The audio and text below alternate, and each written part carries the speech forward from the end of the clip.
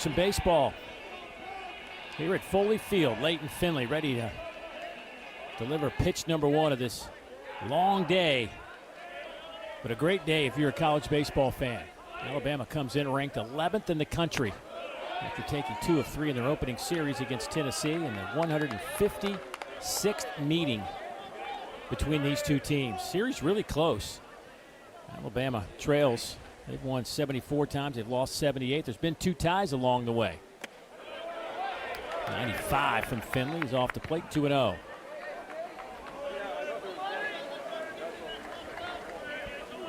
Gage Miller has just been off to an electrifying start. The junior college transfer out of Pennsylvania by way of Bishop State Community College delivers this one out to straightaway center field to the wall, and home run to start it for Gage Miller. Number 10 on the year.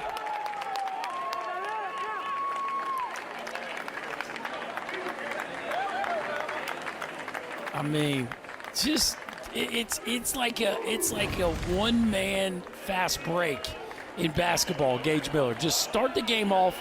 There's a quick one. Wham! Last game it was a rocket right past Goldstein's shoulder blades. Today in game 2 it's just a 3-iron over the center field wall. This 1-2 punch for Alabama to start the ball game is as dangerous as anybody's. And here is T.J. McCants. He was for a moment over 400 until his last at-bat dropped him down to 398 in game number 1. But he has produced 10 homers and 31 RBIs.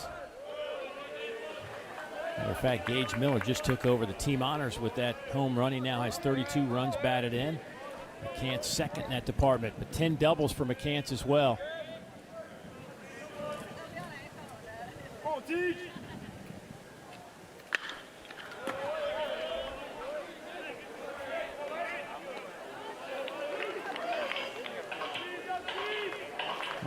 you know, it's only one at bat, but certainly that's enough to kind of maybe get you re-locked in after a disappointing finish for Alabama in game 1. I'm blown away at the transition that Gage Miller has made from junior college baseball to the Southeastern Conference, man. I know we're only 5 games into the conference slate, but he is showing no signs of slowing down from an early hot start. This ball is touched straightaway center field. Dylan Carter again to the wall, and does he make the catch? Oh, he did. What a grab from Dylan Carter.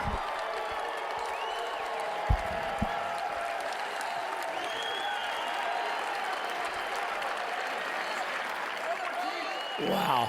And Dylan's like, bro, Leighton's got to buy me dinner. I have just jammed my back into the wall 2 plays in a row. Fortunately for him, at least this one didn't come up empty. You talk about timing your jump. I mean, that is perfect right there, folks. Right on time. The athleticism to finish it off. He's not even really looking as he catches the baseball. And that is a good, 1.5 foot over the wall, Dave, as he makes that play? That was just beautiful. Well, and if you're T.J. McCants, that's a tough one to wear. I mean, he's obviously got some room to spare with how healthy his stats are, but that's you're thinking that's a 23-game hit streak and another home run, and I'm writing down F8 in my scorebook. That's rough. With a star, F8 with a star, though. That's right. Here's a look at that play one more time from Dylan Carter. Look at the pass. Watch this late peek, Dave. Watch this late peek. There's a late peek just to know exact. The great ones always take a late peek. And, you know, it's funny. People tell you to find the wall with, you know, your feet and the warning track. And, yes, you feel the warning track. But if you watch the best center fielders ever, they are not afraid to take their eyes off the ball, find the wall, and then they have this sixth sense of, okay, I feel the space and how fast I'm going as I'm approaching this wall. I got a 1.5 steps left, or I've got 2 full strides left, whatever the case may be. To the right side, a high chopper fielded there by Tates, who's getting the start at second base today defensively for Georgia in game number 2. And that is out number 2 as Petruch is retired. Right fielder, number 3, Evan Swipe. You know, we talk about that catch, but if you're Leighton Finley, you're like, oh my gosh, man, those have been two missiles to straightaway center field to start this game. Yeah. You're a little worried about the way the other team's seeing the ball. But again, those first two hitters are almost like not even a fair gauge of how your stuff is because they are both just so locked in. 95 on that fastball, fouled back.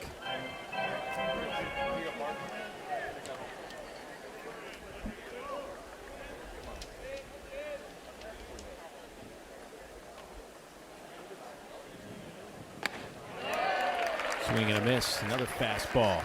Wes Johnson telling us about Leighton Finley this week. And really said he's worked really hard on his off-speed command.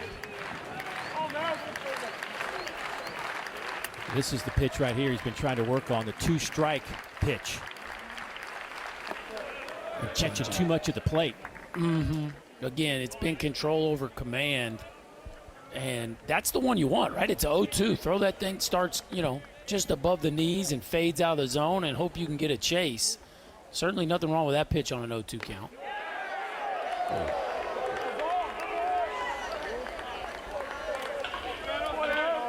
Well, I know that was a ball, but certainly that's another good two-strike pitch. Just off the plate. Got some oohs and ahs from the crowd here in Athens. Even at 2-2.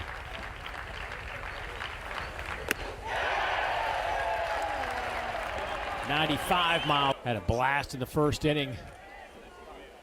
In game number one, first pitch he sees today. Stays in the park, but he laces it back up the middle. I mean, when you're Think hot, about Dave. Think about the first four guys in our the first two on each team. Yeah, that's a good point. And when you're hot, it's almost like you feel like you can tell the pitcher, hey, could you just throw it like right here? Thank you, appreciate it. Whack, you know what I mean? And I mean, that's two games, two rockets for Corey Collins on the first pitch of the game. Here is Charlie Condon. First pitch he sees is 93, and he fouls it back. Condon, the 2023 National Freshman of the Year. Didn't think he could get much better, but he certainly has. He's now up to 519.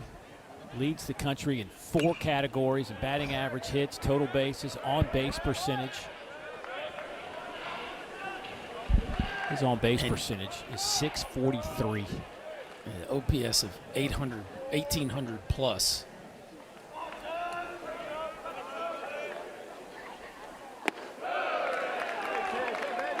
And that's what I'm talking about. He's a little tardy on the first two heaters, which you got to give Ferrone a bunch of credit for just the confidence to throw fastball to start in a bat against Charlie Condon. But there's the take of the changeup down in the zone. This could be two. Portera turns it over at first, and that's a good way to start for Greg Ferrone to get the hottest hitter in the country into a 6-4-3 double play. Yeah, he doesn't induce a lot of ground balls. That's not really his MO, but Condon gets on top of a heater there. And, boy, you're breathing a little easier after a pitcher's best friend, 6-4-3 there at the bottom of the first to clear the bases. The first double play that Condon has hit into this year. And there is a first pitch strike to Slade Alford. Well, he doesn't hit a ton of ground balls to begin with, but that's now back-to-back at bats.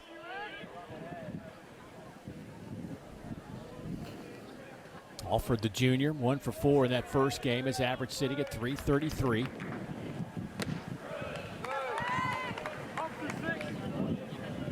Slate moving up in the lineup. Actually moving over in the lineup today. He was at second base to start game number one. He'll be over at third base today. In game number 2.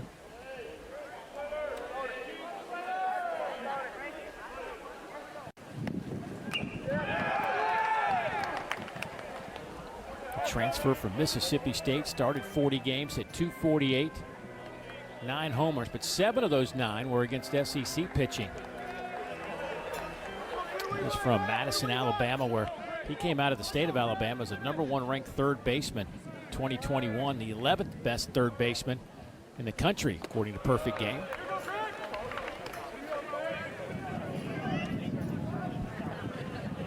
He's a big, good-looking athlete, and proven that he can play on both sides of the field, right? Left side of the diamond and the right side of the diamond this year. Don't think of a guy this size playing over at second base, but made a couple nice plays in game one. He certainly fits more of the prototypical third base power and defense profile, but athletic enough to play second base as well.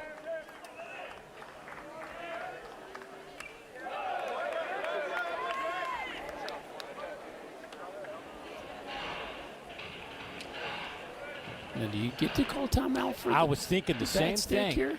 This is interesting. Pitch clock still applies, right? It should be running. I guess not. They gave it, yeah. I guess that counts as one of your offensive timeouts. Maybe that's what he needed, was a little more stickum.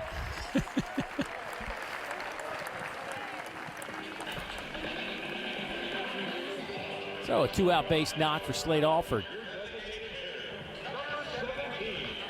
And the DH, Logan Jordan, coming to the plate.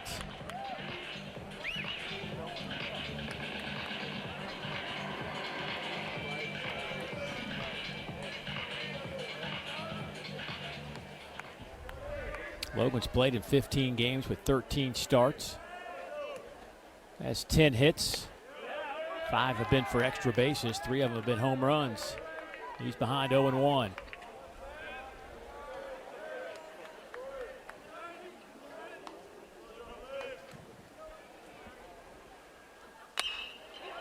Ground ball out to short. Scooped up there by LeBron. He'll get the out at second base. Alabama, the youngster, to lead things off. Justin hitting 5th in the lineup today, be followed by Will Hodo, who's at first base, and Will Portero, the second baseman.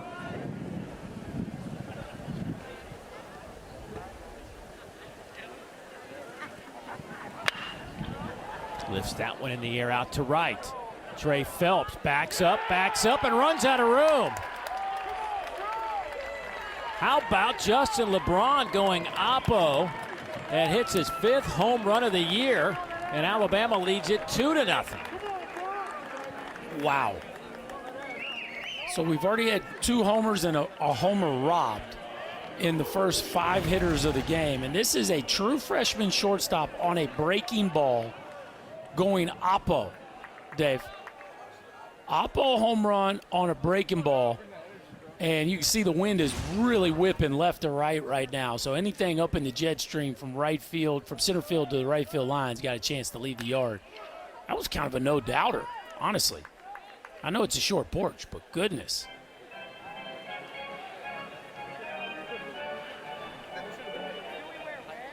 Hodo, the junior, 2 for 4 in game 1. 6 home runs on the year for Will. He looks at a strike, 0-2. Well, I promise you it was blowing hard, Dave. It was. It must be gusty. You see the trees moving around out there. Sure it was. I'll trust you. Oh, he picked that one right off the top of the plate out to second base. Tate's over to first, and there's first out of the inning. Finley leaning heavy on that changeup. And that one was exactly what he hopes, right? Turn that changeup over and get some weak contact on pitches below the knees. So, Berkey, what are those guys looking at? Like, what's on that sheet, the scouting card? What would be on there? Well, every team will have a different language. It might be a number. It might be a word. It could be a really concise, like 2 in, 2 over.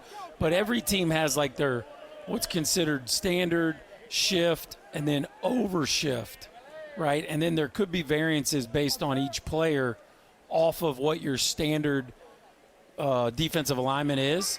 So, let's just say we got Portero up here. So if it says, standard 2 left. Okay, well, I got my standard position, which we've already gone over now, but they want me 2 left of that. Does that make sense? Yeah, so absolutely. Whatever every team's got different language and different ways of going about it, but essentially it's a cheat sheet for your positioning. Popped him up. That's going to stay in the infield. Who's going to make the play? And a long run for the shortstop, Sebastian Murillo. But it's just a really simple, concise thing. Now, if they were going to say, like, I don't know what the term would be, but if they want to really pull a shift on a left-handed pull hitter. Well, it would say, again, it would say, that would probably be called like overshift, and you probably have a abbreviation for that. But you've talked about if the sheet says overshift, we've already talked about where that is. Gotcha. Do you see what I'm saying? Yeah.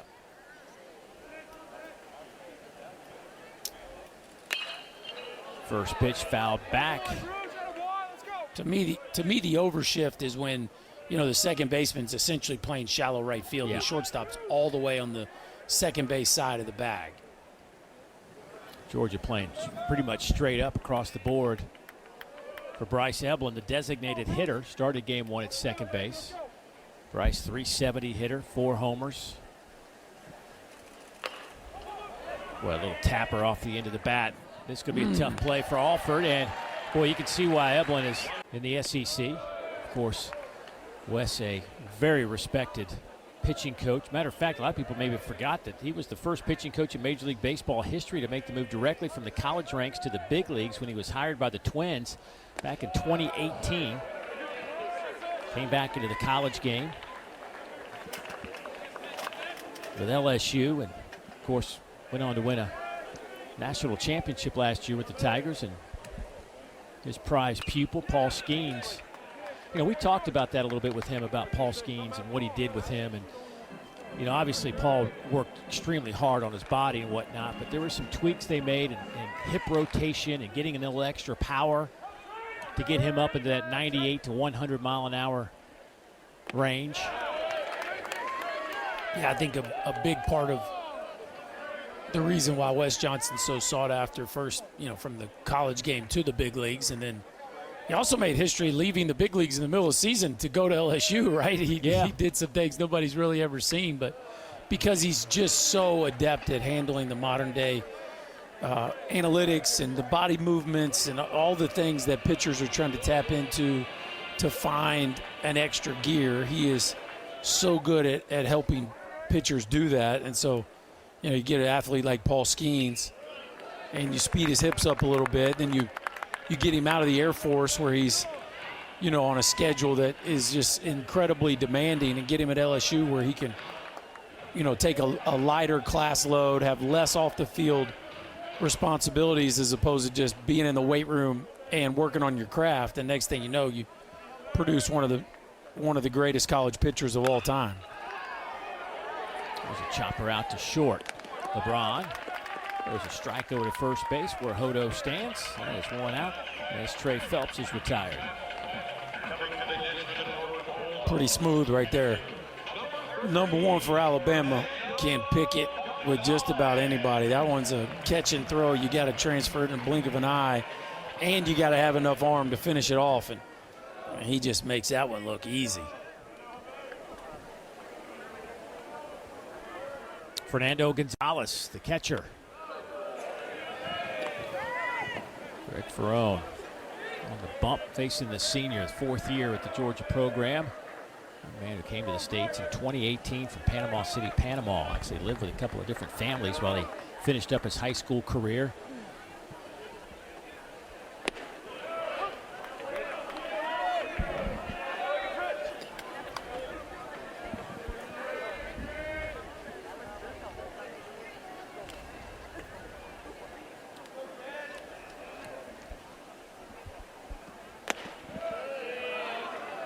That one misses 2-1.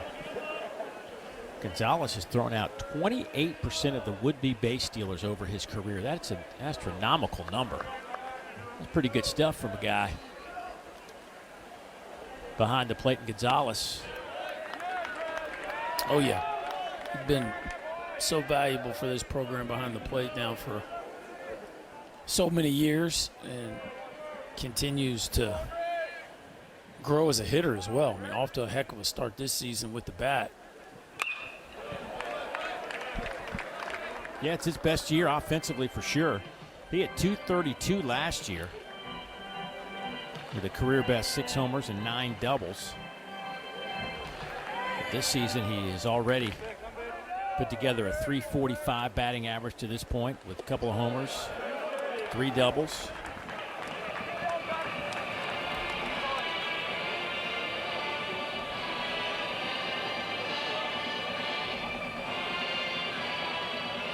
That'd be nice to be the home team when you have to play a doubleheader, right? You get your own clubhouse, you got room. Oh, yeah. Especially out to right. That'll be caught there for out number 2. So if you're the visitors, right, in Alabama, you just got to hang in the dugout. You just kind of chill in the dugout. Yeah, I mean, there is I believe there's a hitting area. You see the food behind them, the food boxes that they had in between games. I think there's a hitting area behind the dugout there at Georgia where maybe some guys could go in and relax a little bit. But, this one was a pretty quick turnaround, right? Just about 50 minutes. Ooh, that ball's hit pretty well off the bat of Paul Tates, but it'll be caught in center field by T.J. McCants. Mm-hmm. Here is the 9-hole hitter, Matt Cassetti, the catcher. Matt swinging it pretty well, hitting .300 on the year.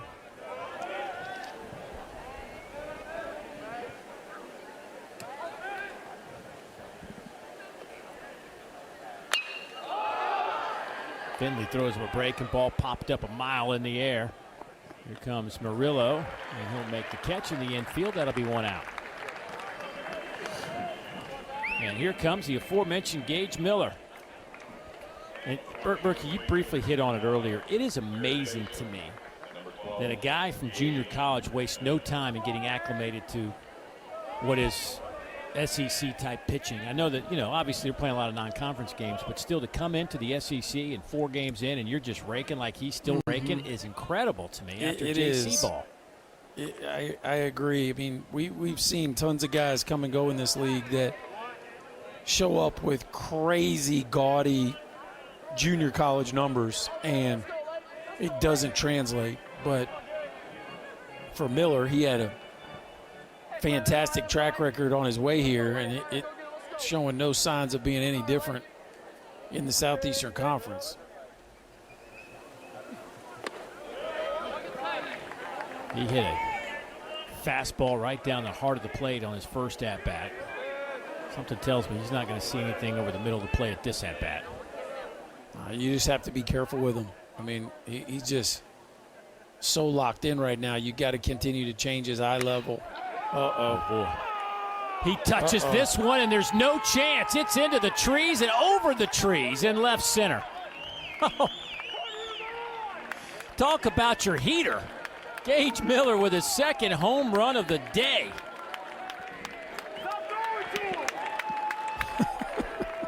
I mean, what a barrel this dude is. It's just unbelievable. It's a heater to dead center field, no doubter. I mean, it was a line drive basically. And this one's a hanging breaking ball. And it's that like 26, 28 degree. It's like a double ball flight, but yet the ball doesn't come down. I mean, it's such a boring trajectory off the bat of Gage Miller. The ball just stays in the air forever, like a Brooks Koepka drive. Strike to McCants.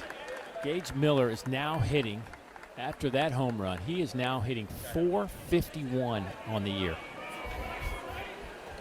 with 11 home runs. I'm telling you, if it wasn't for Charlie Condon, we'd be talking about Gage Miller like we're talking about Condon. Yeah, for Player of the Year.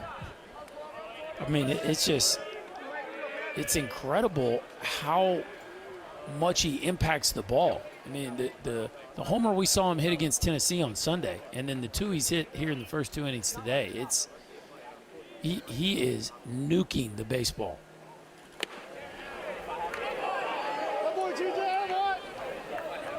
Three runs are on the board for Alabama via the home run. 2 by Miller, 1 by LeBron.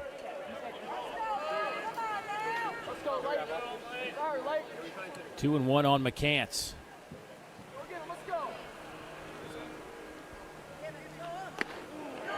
Make it 2-2. By the way, one final thought on the Gage Miller situation. They knew pretty much what they were getting. His first pitch of the first scrimmage in an Alabama uniform, he hit a home run to straightaway center field. Yeah, that'll catch the new coaching staff's attention.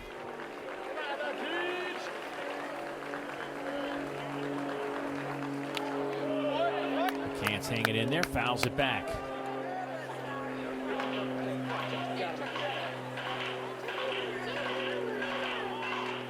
With Georgia, though, again, we talked about it in game one. With these two teams, no lead is really safe. Georgia leads the country in home runs. They had 4 in game one. They're up to 67 now as a team.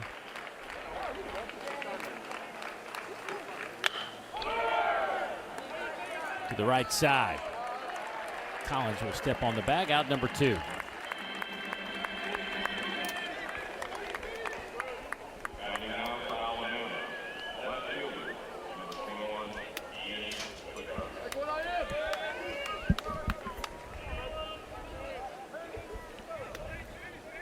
Ian Petrutz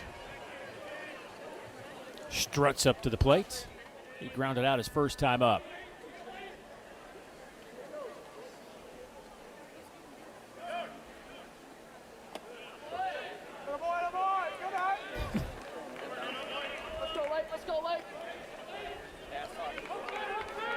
Leighton Finley on the mound for the Bulldogs.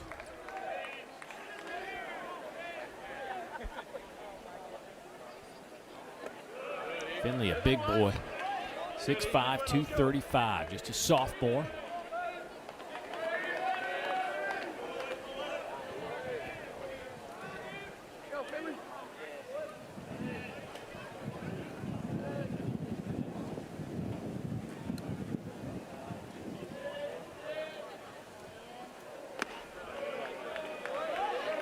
Now it's 3-0.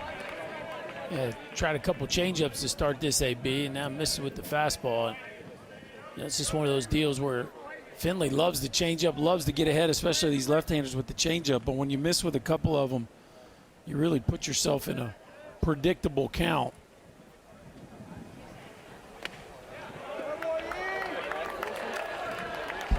Four-pitch walk to Petrutz. Now Evan Slight coming up to the plate. Evan struck out his first time to end the inning in the first.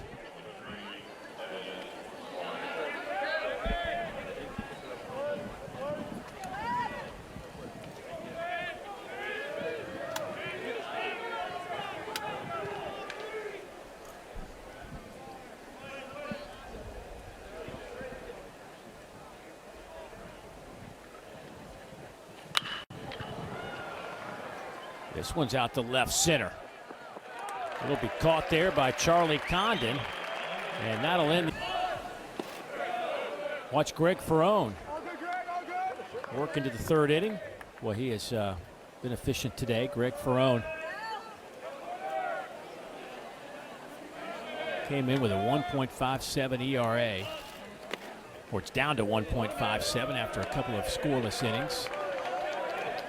Pitch count up to 31. And Berkey, we were talking last inning about it's not one of these aggressive motions. It seems really easy for him. Mm-hmm. Well, he's about 6'6", 240. So, he might make it look easier than most. Maybe just because of his size and natural strength. But you're right. He's picked up a couple miles per hour, but it doesn't look like he's overexerting himself, and he's not lighting up the radar gun, but it's been very efficient over the last month or so. There's a strike, 3-2.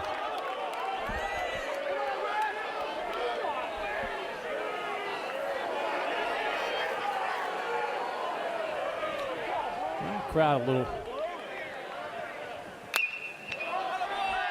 Lifted high in the air out to center field. McCants a few steps in, he'll make the catch. Boy, that Georgia dugout not happy about that last call. That was a strike.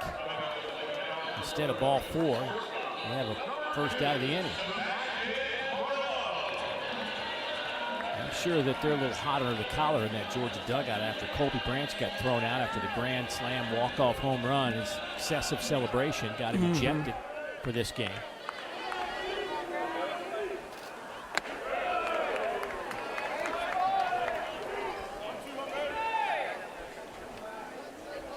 something that the umpire crews around the country really trying to crack down on, the bat flips, the excessive taunting. Look, I thought that there were times last year, Berkey, that it was a little much, and it was detracting from really the game. Yeah, I think it gets real tricky after you've had the warnings, right? Yeah. Because there's a warning early in the game, and so then the rest of the game you're basically telling people that you're on notice. Now,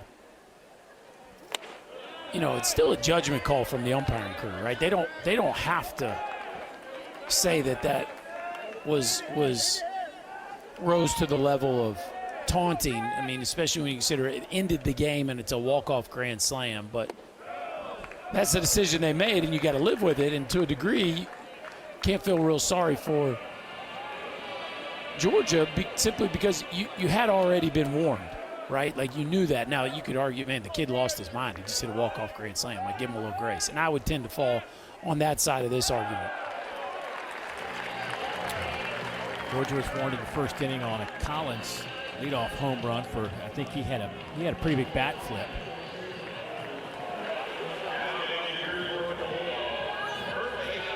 And that kind of set things in motion for what happened with Colby Branch on his grand slam.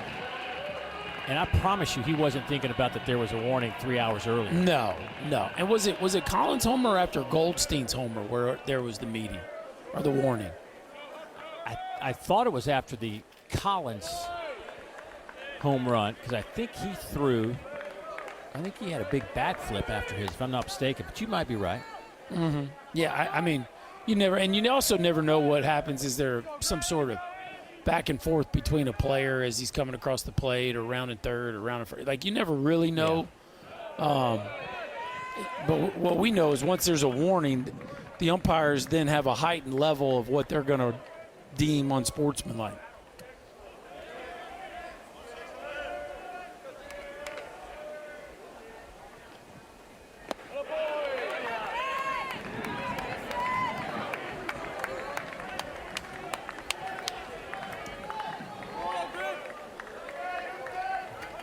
Corey Collins has just found something at the plate.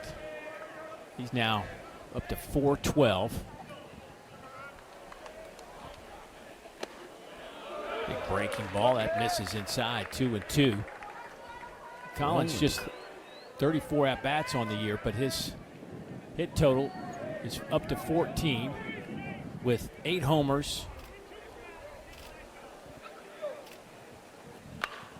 Fouls that one off. He's trying to diversify his hit portfolio a little bit for you, Dave. He's thrown in a couple singles here. Right, I know.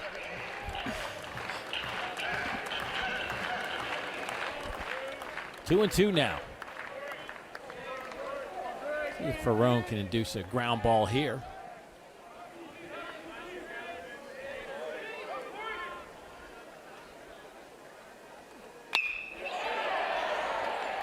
That one's in the air, blistered out to right. Evan Slight with a nice running catch, gets it back in. But Sebastian Murillo able to scoot back to first base, but that came off the bat probably close to 100 miles an hour. Now that kind of out reminds me of like the big kid in 12U baseball where they play with their heels on the wall. I mean, that's about 105 miles an hour, was going to hit in the middle of the wall, and you're out. That's a tough break. I mean, I guess that's kind of what you get when you have a short porch to right field. But man, Alabama's outfield plays deep. Look how deep they play. I mean, look where McCants is. That is crazy. I mean, like singles are available is what they're telling you. Here's Charlie Condon, doesn't hit many singles. A nice little catch over there at first base by Hodo. But Charlie Condon hit into a double play. The first time this year Charlie's hit into a double play, but you've talked about it. He doesn't hit many balls on the ground. Mm-mm. Charlie with 15 homers. Boy, you could see him a little frustrated. He didn't pull the trigger.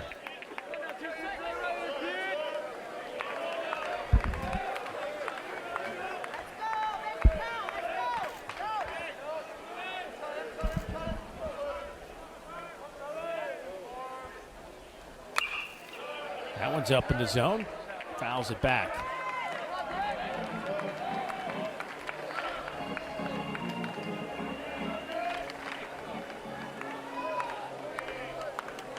Charlie has struck out 12 times. He's walked 24, and he's been hit by 8 pitches.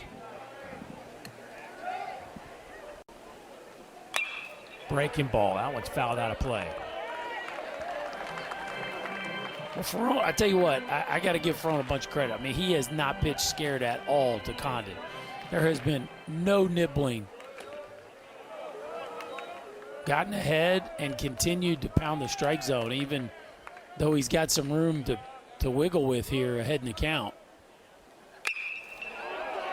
That's lifted high in the air, out to right, to the wall, and it is out of here. Into the bleachers for Charlie Condon, number 6. A 2-run shot. I should say 16 for Condon.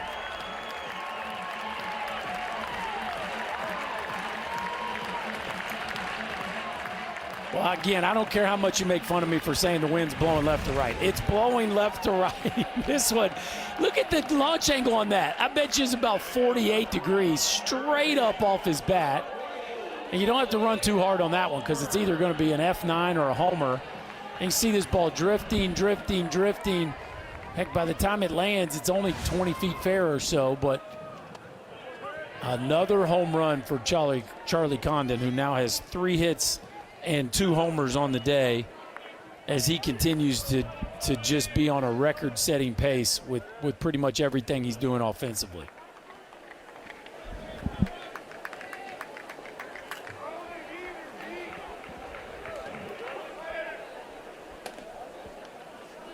Slade Alford at the plate now for Georgia. Fouls that one back. You know what was interesting on that home run?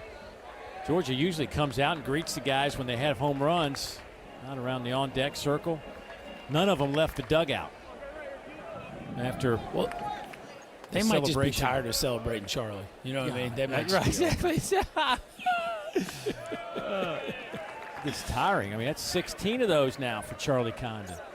I mean, it's just maybe they're like, what's the big deal? Like, we didn't think you hit it that good. Georgia continues to add to their national lead in home runs. Number 68 on the year for the Dogs.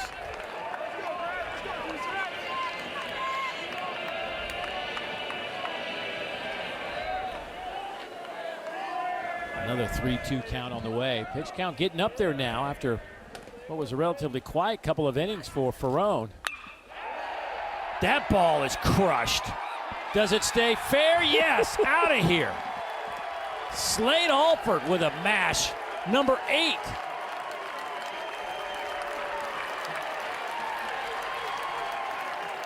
Wow.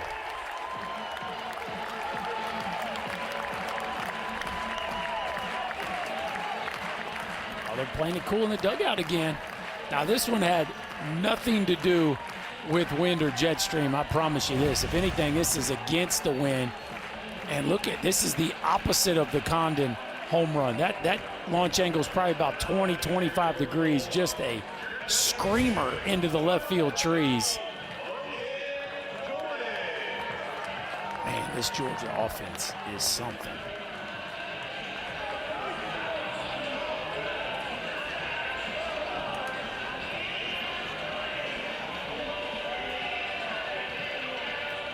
Talk on the mound. It's Matt Cassetti talking to Greg Ferrone.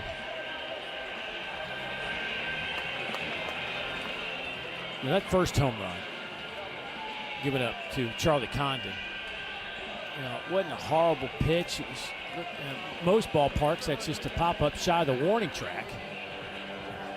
But that short 314, 314-foot fence and right makes it certainly easier to get him out of here. But that second home run off the bat of Slade Alford was juiced, and this one's right back up the middle for a base hit. Georgia bats coming alive here in the third.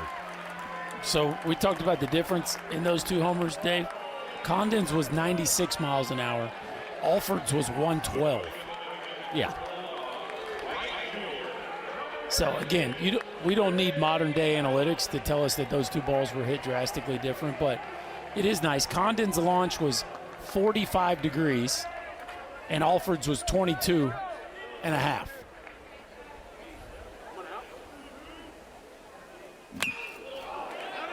So Condon's was twice as high as the home run hit by Alford.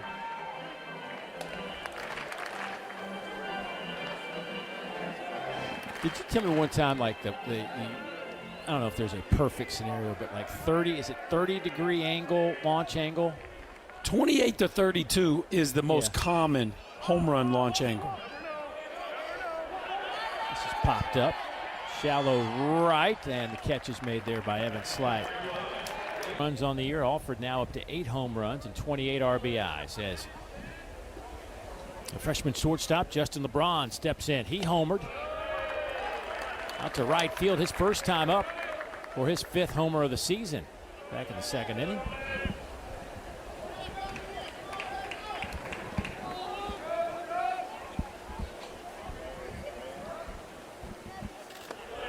Georgia, 14th time in 24 games that they have hit multiple homers in an inning this year.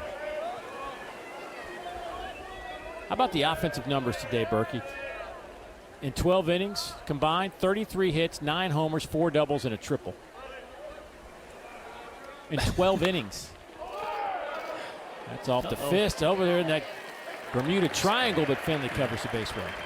It's incredible how much that play is made easier when the first baseman gets it out in front of the pitcher, so he doesn't have to slow down to catch it. But no, I don't think it's shocking, honestly, Dave, with the state of college baseball and the prolific nature of both of these offenses. On a fairly warm and sunny day, I would expect nothing less, really.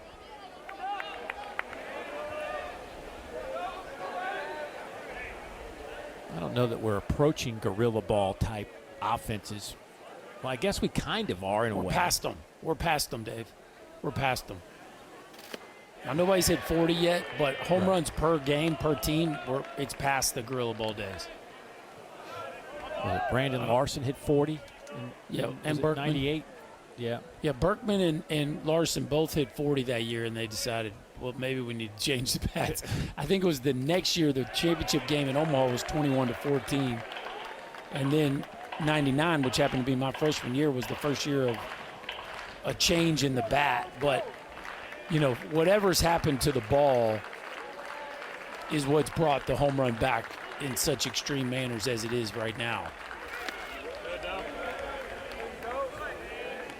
I mean, think about it. Both of these teams had somebody that hit 3 home runs in a game on the midweek. Like, 3 home runs in a game is like, it's becoming very commonplace. Gage Miller might do it today. Right.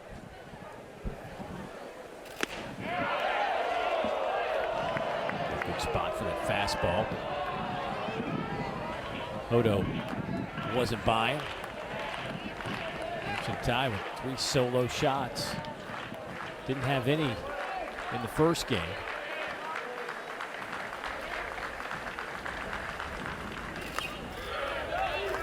Again, fastball up around the letters. Fouled back. We'll do it again at 2-2. Finley up to 51 pitches with 1 out here in the 4th.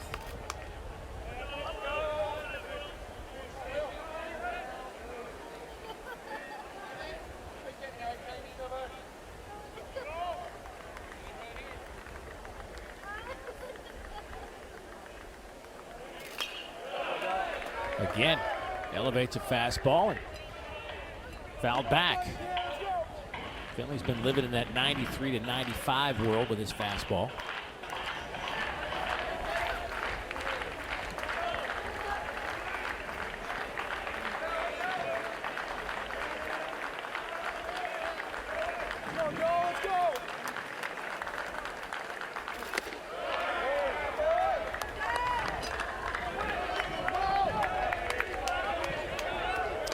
There was a day when Vanderbilt, 10, 15 years ago, Tim Corbin had the market covered and guys throwing 94 or better. I think one year he had his entire pitching staff threw over 90. And that was a big deal. Right, and now it's like if you don't throw 90, it's a big deal. Sure.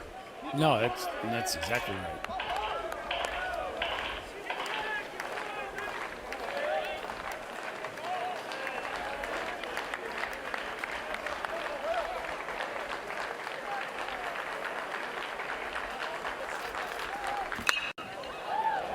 Lifted in the air out to left.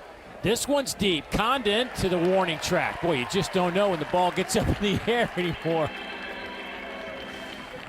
So a nice at bat though, but ins in and out as Portero will come to the plate. Yeah, that ball was hit well, and it looked like Condon thought he was maybe going to have to make a play at the wall until it just kind of ran out of juice. But these two teams right now are really making pitchers pay for mistakes.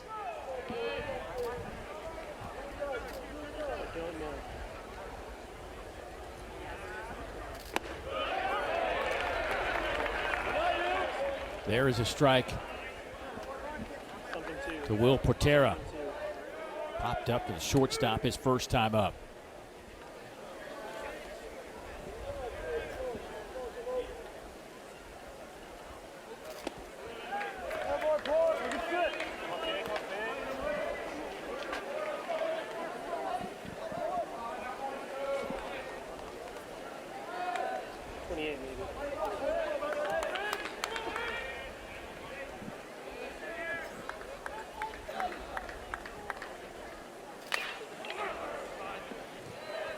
One and two the count. Finley hasn't gone more than 5 innings in any game this year. He went 5 against Northern Colorado back in early March. Lasted 4 innings in his last start against Kentucky. 7 hits in that game. Gave up 3 earned runs. Did strike out 3. Walked 1, but took the loss. That one is off Gonzalez. Trying to chase it down. He does so and throws to first, and the inning is over. So for Finley, a second strike. That's crazy. Yeah, I mean, you know, again, we're getting into the meat of conference play now, and so we'll start to see how the numbers shake out as the competition stiffens. But I mean, you watch the team and you see some of the power that they can run up there, especially when you look at Collins, Condon, and Alford. Like, those 3 dudes are not going to slow down. If anything, Collins and Alford are just getting going.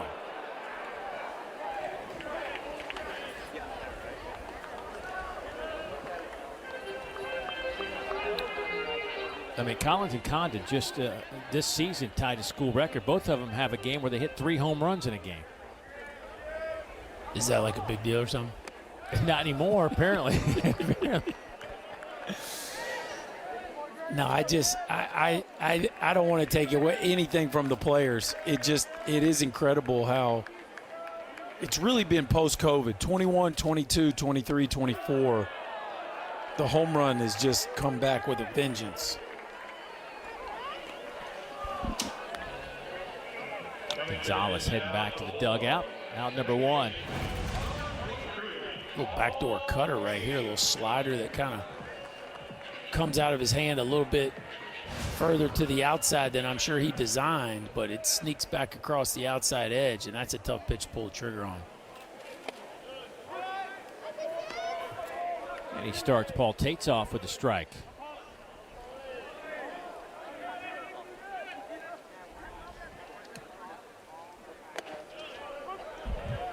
Tates, the graduate, transferred in from Purdue. Actually started at Indiana, 2 years there, 2 years at Purdue, then came to Georgia this season. 53-game starter last year, was the team's Triple Crown winner for the Boilermakers. Hit .335, 10 homers, and 53 runs batted in. Had a nice start to his collegiate career at Indiana, where he was named a collegiate baseball freshman All-America in 2021.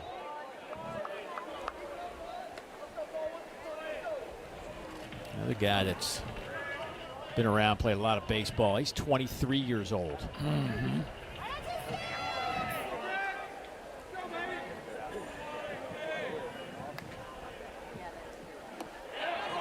Swings at that one down in the dirt. Back-to-back strikeouts now for Greg Ferrone. starting to get that breaking ball going, right? They're touching up the heater.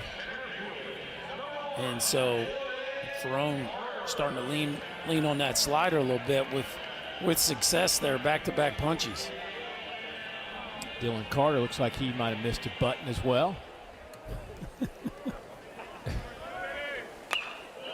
Rick, you can tell me you never let that middle button go down a little bit extra, you know what I mean? Like, I never played without an undershirt, so like what would be the point? You know what I mean? Yeah, good point. Yeah, I see what you're saying.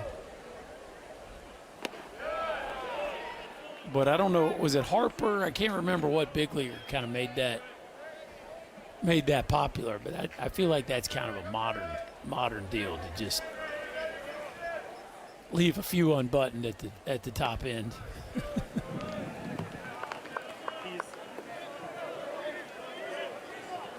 He's buttoned up a little bit. A lot of gear on Dylan Carter. Shin guard, elbow guard. Got the hand guard, and you can see why he wears it right there. Did that catch him on that hand with the pad on that? He's got that lead that. I call it a swing. Ryan Broussard is similar to this. I don't know that there's enough to overturn.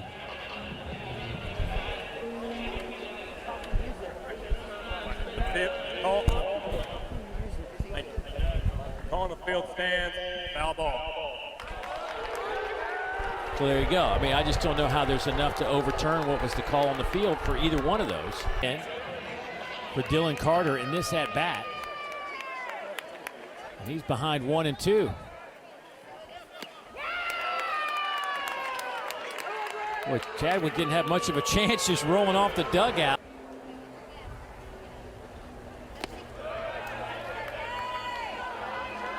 I don't think, Dave, that I've ever seen a star player play 4 positions in one day. I don't know that I've ever seen a star player play 3 positions in one day, but this is really interesting. I think it speaks a little bit of kind of almost the backstory with Charlie Condon, a kid that had no offers, was asked to walk on, right? Then was asked to redshirt, and so there's a vibe around him that feels very humble and just kind of whatever you want me to do, coach. Not to mention the fact that he stayed at Georgia after having, a legendary first year in the conference, right? I mean, You imagine the NIL offers he got after last season. So he stays, and now the coaching staff says, hey, Charlie, I know you might be the first pick of the draft, but we're going to ask you to play first, third, and then all 3 outfield spots. And we might ask you to do it all in the same day. Is that okay? Sure, Coach. So what would be from a player standpoint, is it just like a comfort factor in terms of you just want to settle into a spot? I mean, is it a problem for Charlie? I mean, obviously it's not a problem for Charlie, but I'm just saying what would be the downside? I don't think there should be a downside. I just think that historically star players have a position, and you don't move them. They play right, there. You just think it's unique what he's doing. It is. Yeah. Well, obviously they think he's some kind of athlete. They've talked about his athletic ability. Here's a little chopper back up the middle. Murillo makes a nice play, but that's one of the things that these coaches have talked about, and Wes Johnson talks about, is what's overrated for a guy his size is the fact that he moves so well that you don't even realize he's as big as he is. Yeah, no, I checks in at 6'6", 220 pounds. No, I mean, again, let's just use our most recent examples. Now, Wyatt Langford did play left field and center field last year. And I think occasionally they would start him in left, and then they might end up pinch hitting for Mikey Robertson and maybe move him to center or something. But, for the most part, Wyatt either started in left and played left or started in center and played center. But, you didn't show up to the park wondering where Dylan Cruz was going to play, right? You didn't show up to the park wondering where Dansby Swanson or Alex Bregman were going to play, or Charlie or Andrew Benintendi. I'm just thinking about some of the most recent kind of mega stars that the SEC has had, right?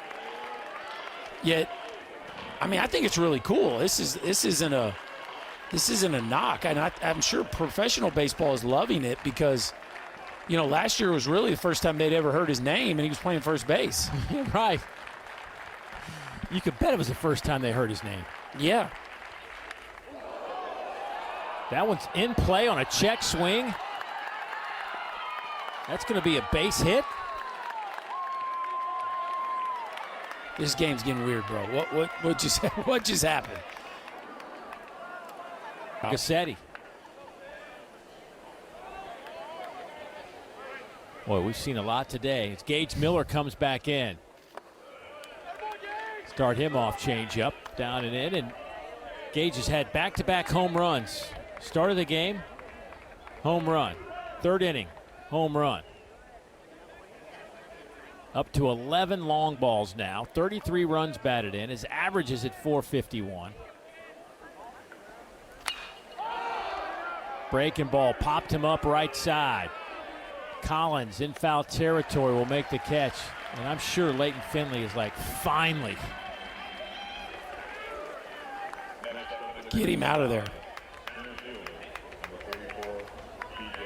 And really, that wasn't exactly a well-executed pitch. I mean, that was kind of breaking ball sitting in the middle of the plate that Miller just kind of swiped across the bottom of it and skied up to first base.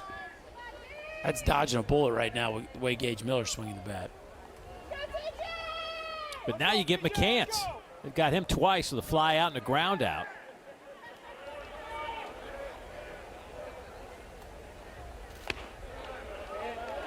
Off the plate, 1-0.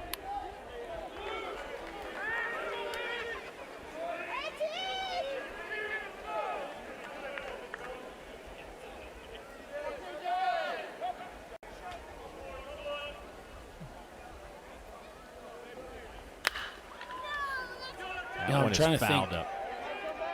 There's a long run from Chadwick. Oh. That's a fair ball, but in his glove. So the inning is up. 69 home runs as Sebastian Murillo steps in against Greg Ferrone. By the way, I'll be interested to see if we get Leighton Finley back out in the sixth. There's been no Georgia Bulldog starting pitcher go more than 5 innings this year. So he would be the first if he could get an out in the sixth. Well, he's, it hasn't been razor sharp, but he's certainly hung in there. Pitch count, I think, is low 70s. So, I mean, it's not like, we were talking to Wes Johnson about this week. He feels like Finley and Charlie Goldstein, our game one starter, have pitched enough now, stretched out that, 100 pitches, if they're moving along nicely, wouldn't be out of the question. Right.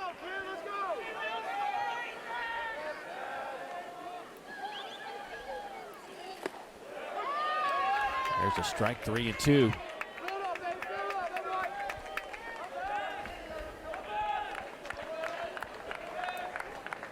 Murillo walked and scored on that home run from Charlie Condon back in the third.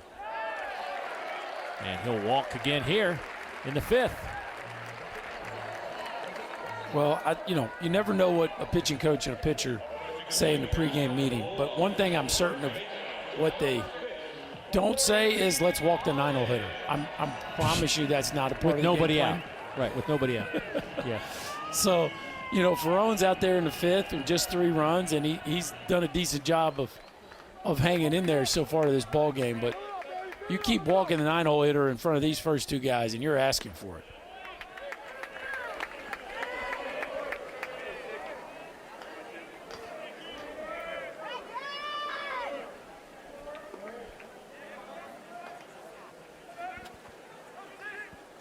Corey Collins looks at ball 1. Count even at 1-1. Collins singled in the first, flew out in the third.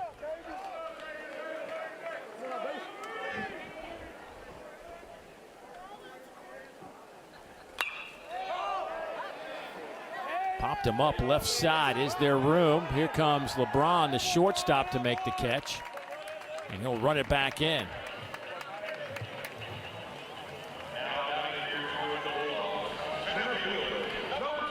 We found There's Dylan Carter. Today. Look, he's bandaged up, that right hand. Yeah, that doesn't look good. That's what he's saying. He's looking out there going, this does not look good. Shaking his head.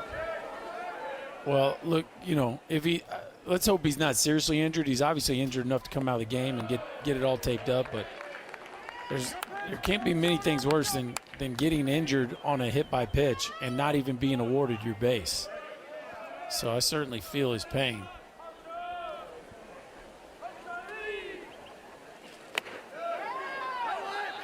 There is a strike to Condon. It's 1-1. The redshirt sophomore who has jumped up everybody's draft boards.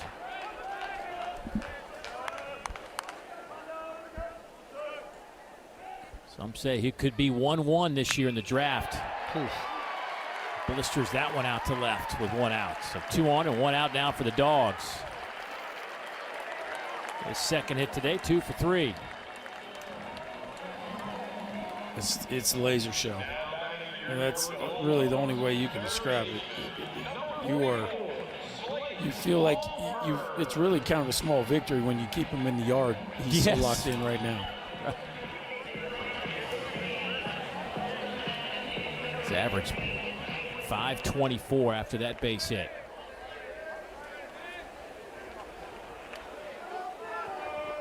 Here is Slade Alford, who homered his last. They got him through the 8th and started the 9th. It's a heavy dose of kind of a funky fastball. I mean, it's 91.5% of his pitches are heaters, which is just crazy in today's world, especially because it's not insane velo. But he just grabs that thing and rips it in there. He's thrown 10 innings on the year. 15 strikeouts, 3 walks. Now he is around the plate, which means he's going to give up some hits. He has given up 12 of those.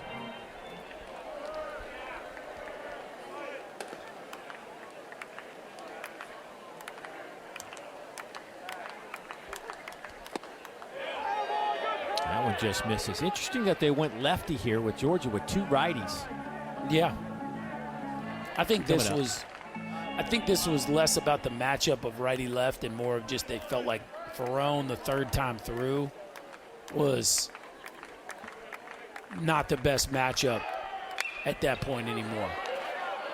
Ground ball. Look at the pick. High throw, but they get the... You got to believe if Condon was going there, I would think LeBron probably would not have gone to second base for the double play turn on the front end, So interesting little wrinkle, but nevertheless a fantastic play there by the freshman shortstop. That'll get us to the 6th inning. And Leighton Finley back on the mound for the Georgia Bulldogs. Working against 3-hole hitter Ian Petrutz. Followed by Evan Slight and Justin LeBron.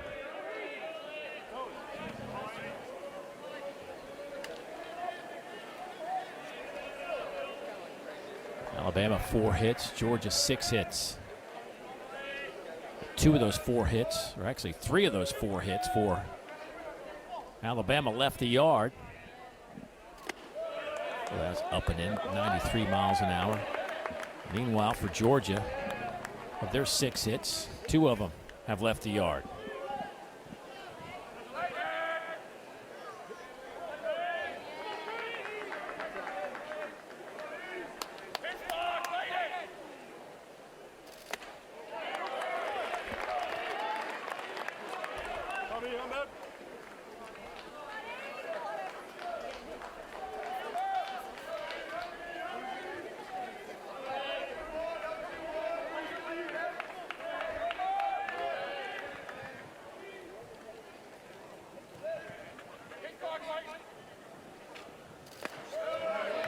And he walks him to start the 6th inning.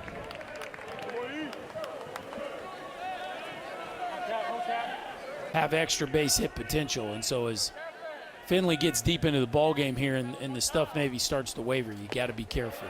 Good change up there to start this sequence.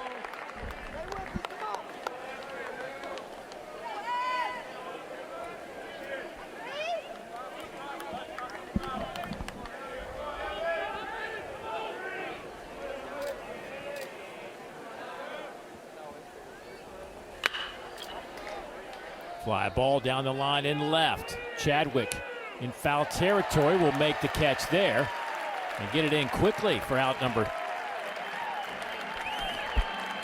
1 of the inning. Boy, anything going left today is just staying in the park. These balls usually slice out of play, but you can see the wind is almost bending that one back fair as he's running towards it. And Chadwick just does a nice job there of tracking that baseball, staying with it to the end. And anytime you can get one of these top 4 hitters out in Alabama, you take a little bit of sigh relief. Now, here's LeBron coming off a great double play last half inning. Something about a great defensive play that just has a way of getting you locked in with the bat. Of course, already a homer today for the youngster in his first AB.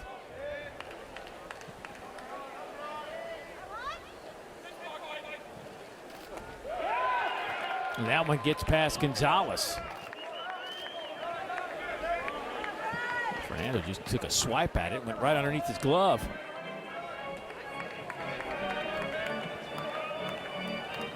You don't see that often.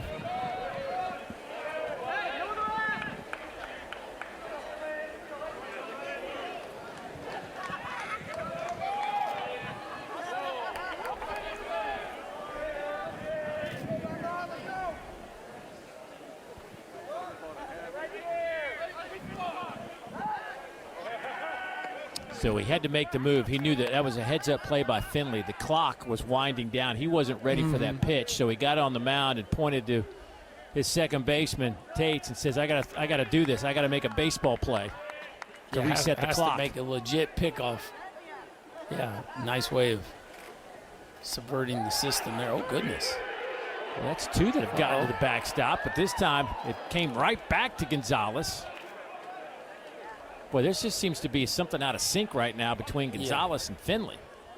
Yeah.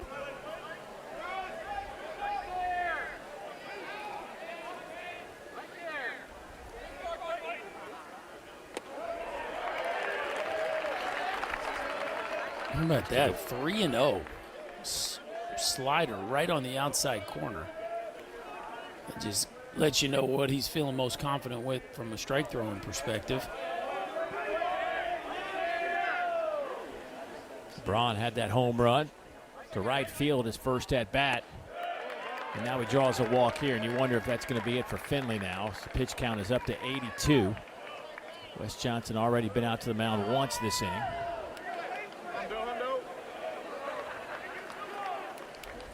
Yep, that'll do it. But he does get an out here in the 6th for the longest outing by a Georgia starter. And he'll leave with a 3-3 ball game, but both runners. He gets Will Hodo. 93 fastball in there for a strike.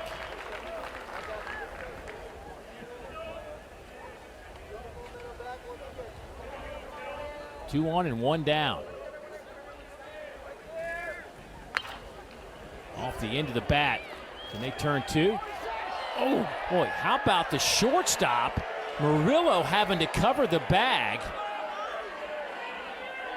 Justin LeBron was the one sliding into second base. Let's hope he's okay. But, man, how about Murillo getting to the bag to make the play from third baseman? Yeah, and I don't know that him and Tates had communicated that, because Tates looked like he was on his way over there as well. They obviously had some sort of abbreviated shift on that would cause Murillo. You can see Murillo's close, and he decides to go and cover it, and that's just not really – I mean, you can see Tates is in the same area, and I don't know that that's necessarily what they would have in mind. Will Coggan, who works with the infielders, would have in mind for that, but they weren't turning 2 anyway. So, but you just don't see the shortstop go cover that ball very often. So that'll leave him now at first and third with 2 outs as Hodo hits into that fielder's choice.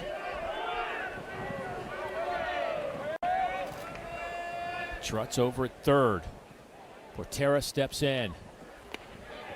He looks at a breaking ball in there for a strike. Portera's popped up and struck out. Can't tell you the last time I saw a shortstop cover on the left side ground ball. No.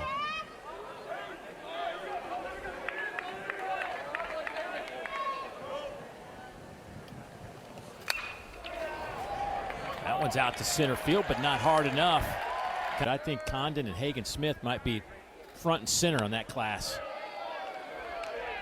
Yeah, I mean, I'd say that at the midseason watch list, you'll see Gage Miller and T.J. McCants hop onto that list. There's going to be a couple guys that hop off, and, it's interesting how guys can get hot. Tommy White, as of 10 days ago or so, might not have been on the midseason list, right? But now he's caught fire and starting to look like the Tommy White we've grown accustomed to seeing. But, I'd say Dakota Jordan belongs on that list.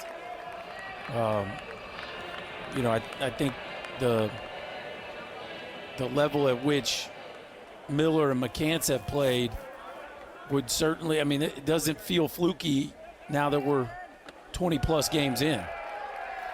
Might see Luke Holman pop up on that list as well. No question.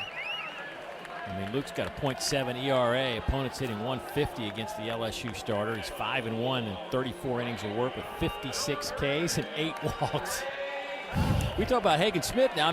Luke Holman, again, if it wasn't for Hagen Smith, we'd be talking like Luke Holman is this. Well, yeah, he's like only giving up runs in a start, I think, right. The Mississippi State got to him last week, but other than that, it has been lights out.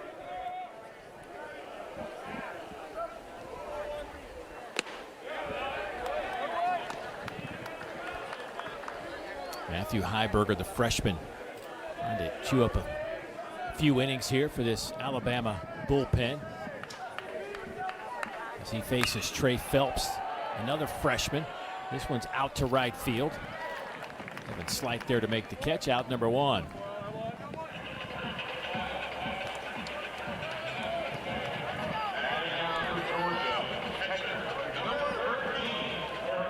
I'll tell you what, any ball that's hitting here out to right field, you just got to hold your breath for a second.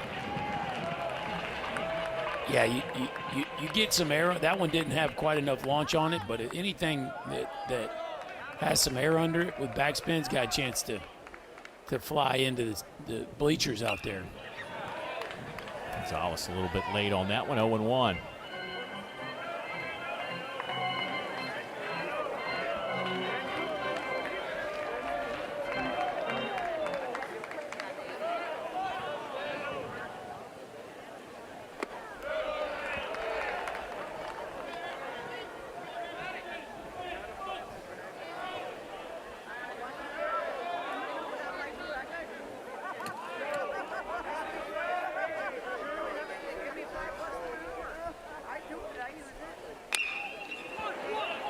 Right back to Heiberger. He's going to go to first. That'll be out number 2. So Jordan stands at second base with 2 outs for Paul Tates. Heiberger's kind of got a little Hagen Smith look to him.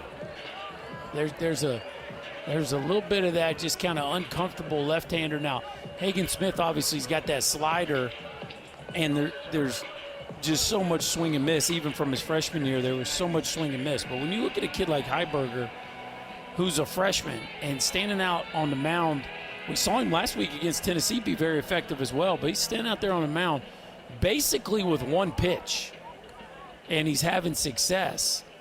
I would say that bodes very well for his development here in Tuscaloosa over time because, with a pitching coach like JJ and the ability to instruct and develop and, couple years in the weight program, all that kind of stuff, like this kid's got a chance to be a real guy. Tate's just got plunked with an 82-mile-an-hour pitch.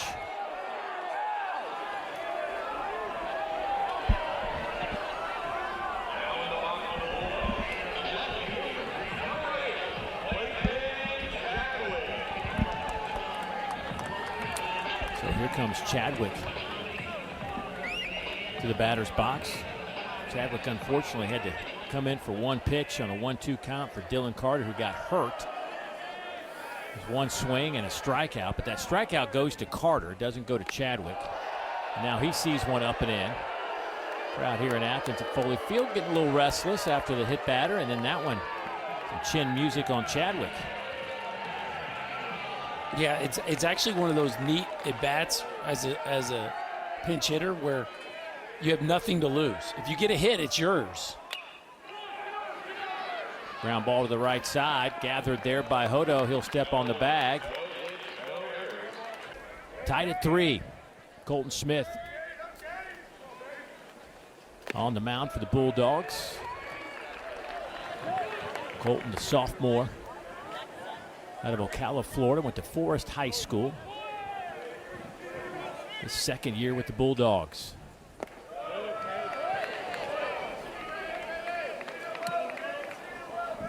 He will face Snell, who came in for Bryce Eblin in the DH spot. Eblin left the game with what appears to be a leg injury, similar to what many hamstring injuries we have seen over the years would look like. Well, talking about a worst case scenario, a guy's already got a bat. We saw it Sunday in the series finale with Tennessee, and his last at bat of that game kind of came up lame running down to first. And so in this game, hits it little squibber off the end of the bat down the third baseline, so you got to hustle down the line. I mean, if he rolls over on it, to first base, he doesn't have to sprint to first and probably still taking swings in this game, but he just hit it in the absolute worst spot where he had to stretch it out. Well, it also is so interesting how guys, he went through an extensive pregame process to deem himself ready to play in the game, right? Oh, that ball's belted deep to right. That ball is out of here. Another home run for the Tide, and they take the lead 4-3.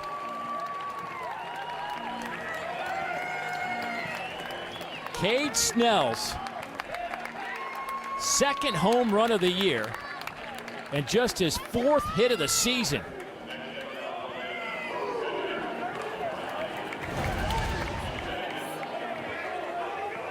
Looked like a changeup that just had no bite to it.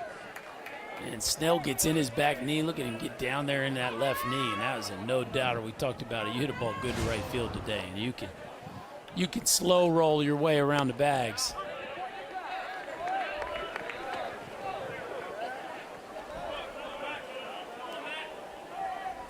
That one bounces off the top of the scoreboard. 0-2 now on Matt Gassetti.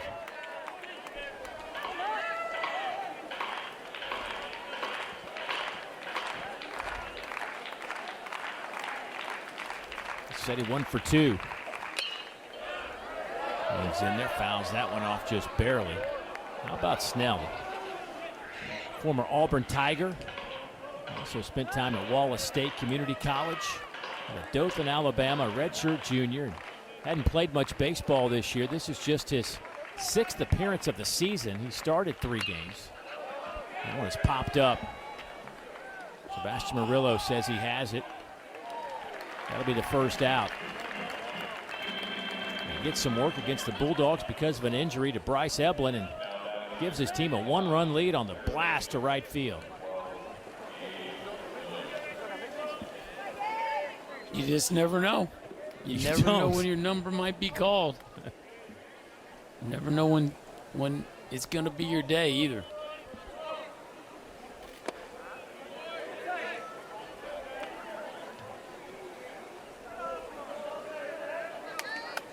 Snell has 4 hits, 2 home runs.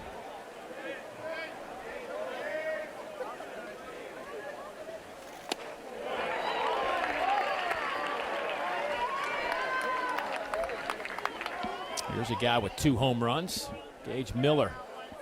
Even count 1-1 on Gage. Homered in the first, homered in the third. Popped up in foul territory in the 5th. He's behind 1-2. Boy, that slider's got some bite to it. Man, that thing is getting to home plate and taking a left turn.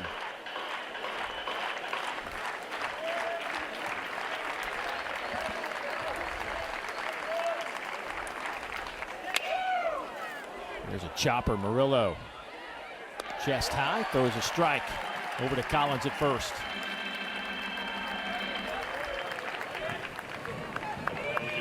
So 2 down. And here's TJ McCants. TJ looking for his first hit today.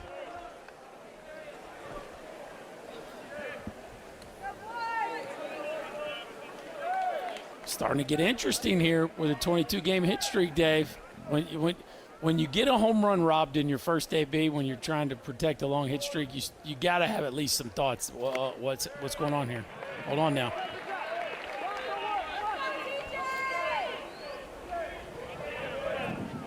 Alabama, 18-4. This young man has a hit in every game. Except this one, and now he's behind 0-2.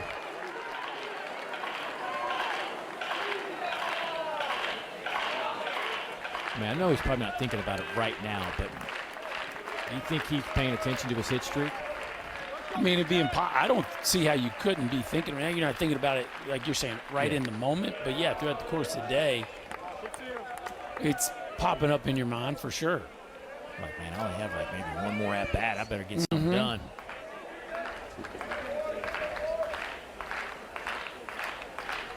Bama has 4 runs in this game and 4 solo home runs. There's the strikeout to lead things off, the 9-hole hitter. Then it's the top of the order, Corey Collins, Charlie Condon, and Slade Alford. Well, and to be fair to Murillo, he is 0 for 0 with 2 walks. So he even though he doesn't have a hit, he's done his job. Great point. Thank you, Dave. I'm kind of known for those. Appreciate you pointing that out. First time we've been on the air for 7 hours. First time he said something that was somewhat intelligent. But that's first time for everything. Yeah.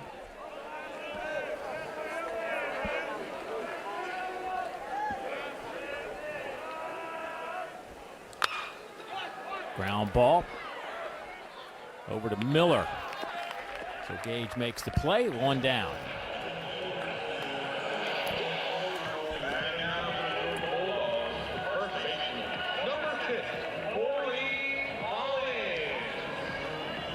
So Corey Collins can tie this up with 1 swing of the bat.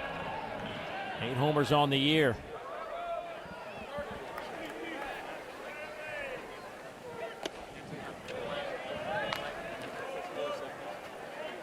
Corey has yet to pick up a double this season.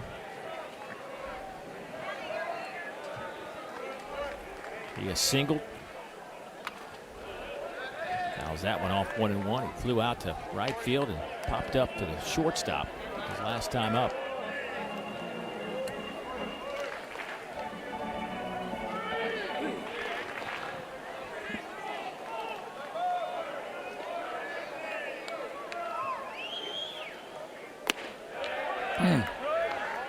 Man, this kid, I'm just telling you, Dave, this kid's got a chance, man. Any freshman that stands on that mound and has 0 fear to rip heaters in the zone, the kid's 3, 4, 5 years older than him, he's got a shot. Speaking of shots, this one is foul off the wall and right. And Heiberger gave it the body angle. It's like, please get out of here, foul. Yeah. It's just a hard hit strike, no big deal. Talking to the baseball, like, let's not do that again. Here's the 1-2. This one's fouled the other way.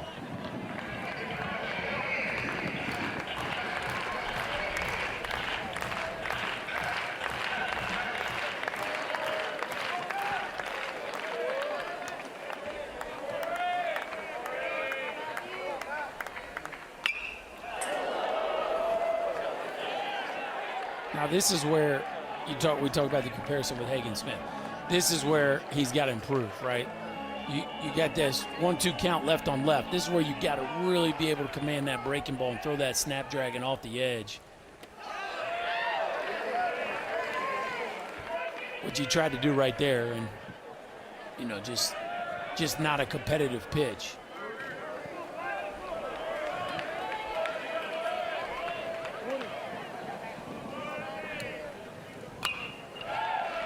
Back again.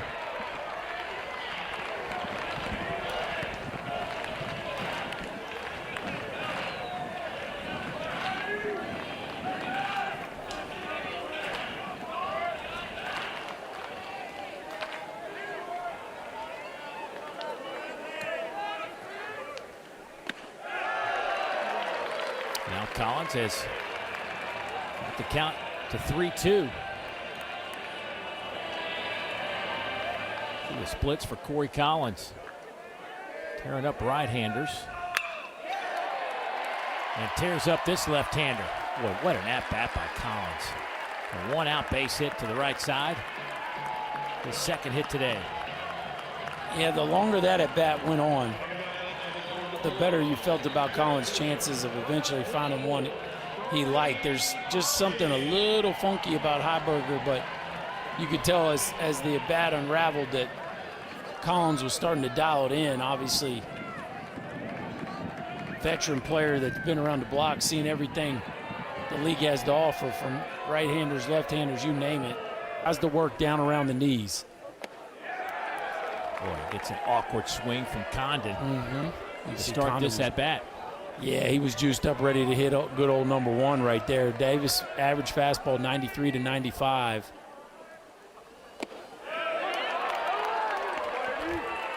Oh, he didn't like that call. He knows that ball's off the plate, and he's right. Ryan Broussard's the only one that matters, and boy, a couple of excellent pitches by Davis here to start this sequence. That one is touched deep to center field. It is over the batter's eye.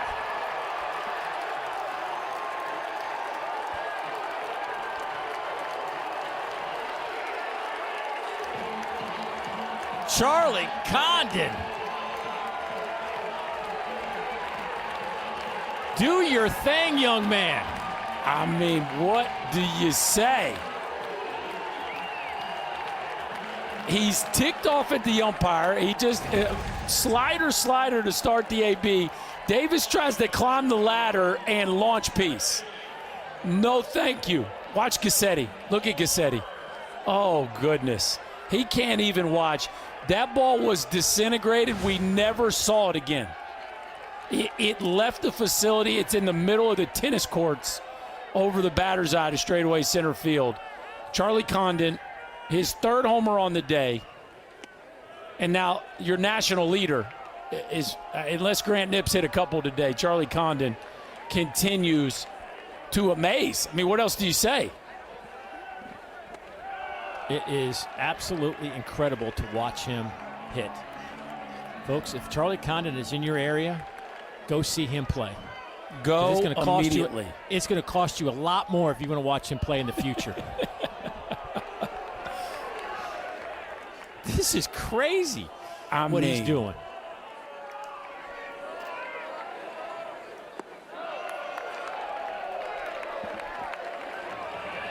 Georgia has taken the lead at 5-4 here in the bottom of the seventh.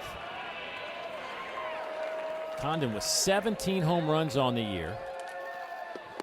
And now 36 runs batted in. And Alton just walked Slade Alford with one down. That one was 442 feet, 113 miles an hour. And there's that perfect launch, Dave. 29-degree launch angle. Yeah. But I go back to the reaction of Matt Gassetti, because the pitch was basically exactly where they wanted it. Slider, fastball at the letters. And Condon melts it over the batter's eye to center field. And he looked like he was still mad at the umpire after he bat flipped. Yeah. Oh, my goodness. That is something. We've seen some great hitters come through the pike. I mean, obviously last year with Dylan Cruz was certainly great to watch, but I don't know that I've seen something like this. No. Dave, he's one home run less than Cruz hit all last year. That part's remarkable. And Cruz played every game you could play. He played through Game 3 of the College World Series. He had 18 homers. Condon has 17 today. It's March.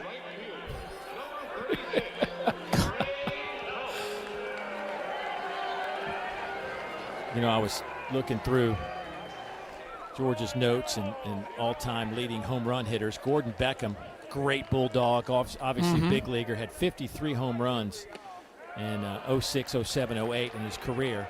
Condon now is up to 42. And I was sitting there before we started today. I was like, I don't know if he's going to catch him, because obviously he's not going to be around next year. Yeah. But now I'm thinking there's no doubt he's catching them. Yeah, does he have 12 left? Yeah, he's got 12 left.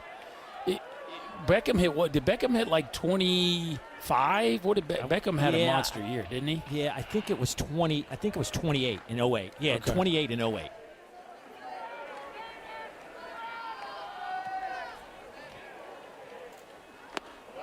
Big swing and a miss from Trey Phelps. I mean, he may chase a single season Georgia record. 28. I mean, he had 25 last year. You said what it was Beckham, 26 or 28? 28 in 2008. Okay. Yeah. Condon tied for second all-time in a single season with Rich Poitras. They both hit. Poitras in 09 hit 25, and Condon hit 25 last year.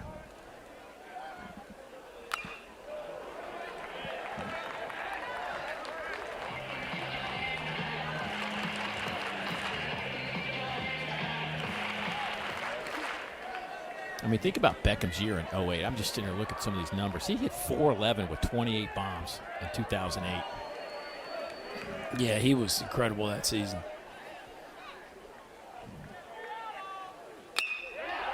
That one's out to right field, but right at Evan Slight. Charlie Condon. I don't know what else to say but him on the top of the draft board. But if you don't have one of the top 2 picks, you might want to quit Don't go showing watch up. the game. Right. Yeah, no, don't go. Right. Unless you're the Yankees and you're already doing your scouting for like after he's free agent 6 years down the road.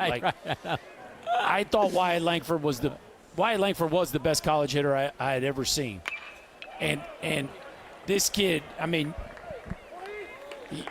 you have to put him, for me, you have to put him right next to him. I mean, I'm blown away by the consistency of production, and the rest of the league at this point has to ask themselves, why would we pitch to him? There's a strikeout. Smith gets the strikeout to start the top of the 8th.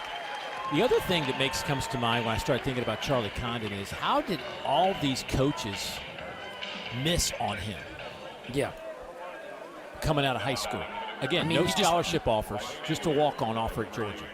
You wonder if he just wasn't in on the circuit. Was he not, what was his travel summer situation? There's a million players in Georgia, right? I mean, nobody knows that more than you, and your son's going through it right now. Like, sometimes, you take a kid like Chase Dolander, right? At Tennessee, was at Georgia Southern, like another Georgia kid that, and again, Georgia Southern's a good regional program. I'm not there's no slight to them, but the state has so many kids that you can see some people get missed, but I mean, you're talking about the first pick of the draft, and 3 years ago, nobody offered him a scholarship.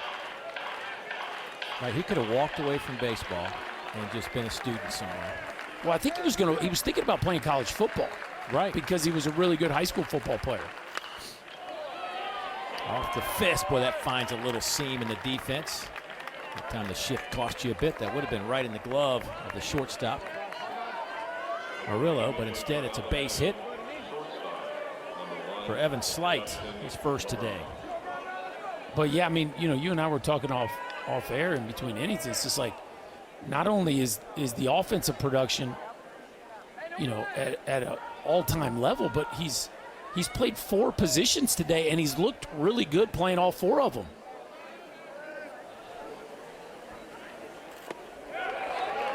Well, it gives you options if you do draft him. Yeah. Like, you ended up playing in the outfield, but you didn't even really play outfield until you got to the bigs, right? I mean, it wasn't even on the radar for you early on, I don't think, was it? No, the only time I played infield prior to that was I played a little bit with Team USA Outfield. the summer after my sophomore year. Yep, just a little. But other than that, like, none. But you watch him, we saw him cut 2 balls off. We saw him make the relay play in the first game that saved a run for Georgia. We've seen him make 2 nice routine plays at third base. Oh, boy. Well, that one gets away. Bad throw from Smith on the pickoff attempt, and that gets what would be the tying run down to second base. And just like that, Alabama a base hit away from tying this thing up.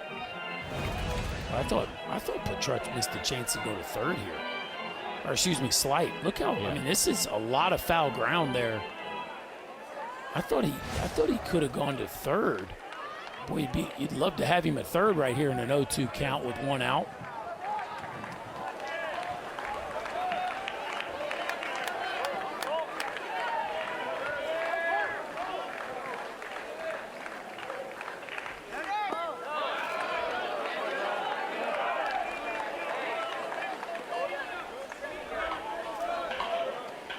LeBron's gone yard today with his home run in the second inning. All 4 of Alabama's runs via the home run.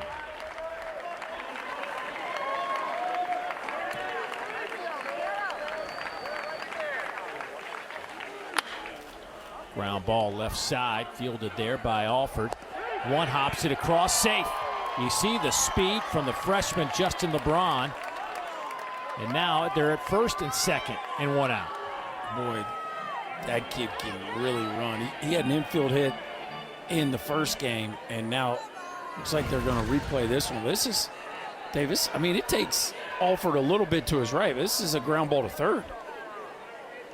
Previous play This is Jackson Holiday kind of speed right here. Ooh, I don't know. Ooh.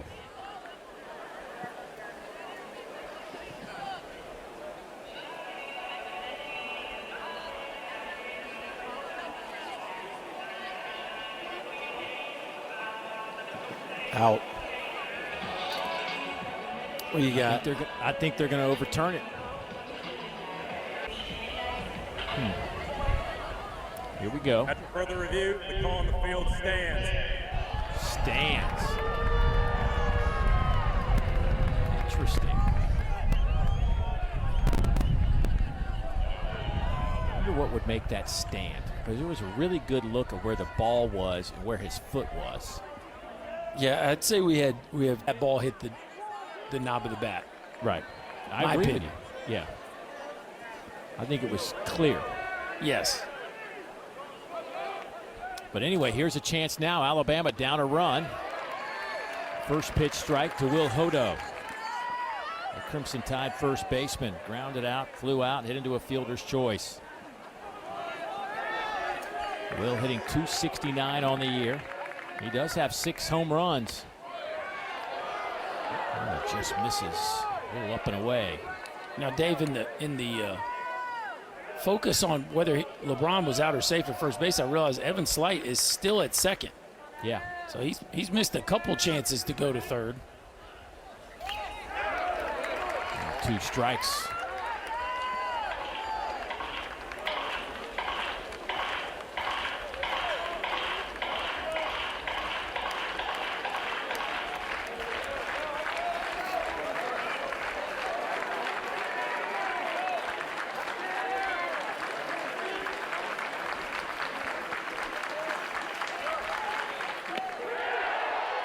Oh.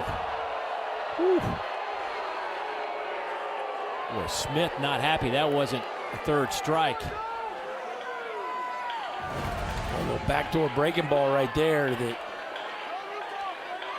Yeah, ball's off the plate. Yeah. Now the home crowd don't want to hear that, but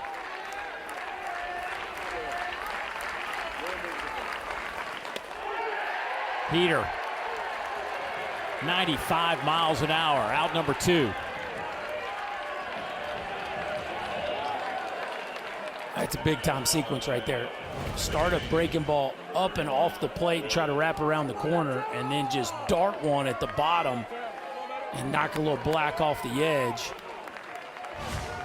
Hodo just frozen there as Colton Smith throws a laser to the outside edge of the strike zone. Now just one out away, keeping this lead intact.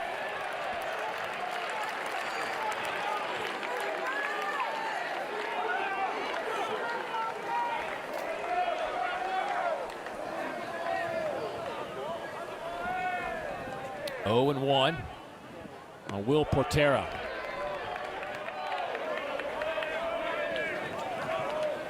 Will getting the start here in game 2 at second base. First start of the year for Will. Came into this game with only 3 at-bats, but a couple of hits in those at-bats.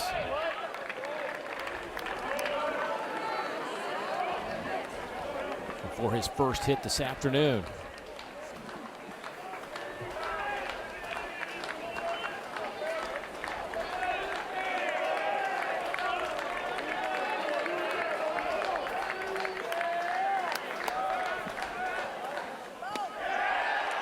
Two and two.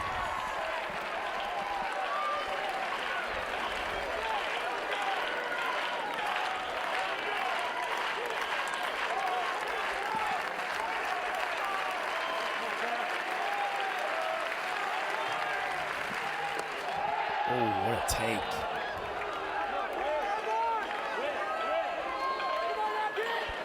Well, that was a heck of a take right there by Portero. That ball had strike written all over it for about 90% of its life, and he puts the brakes on, earns himself a full count pitch right here.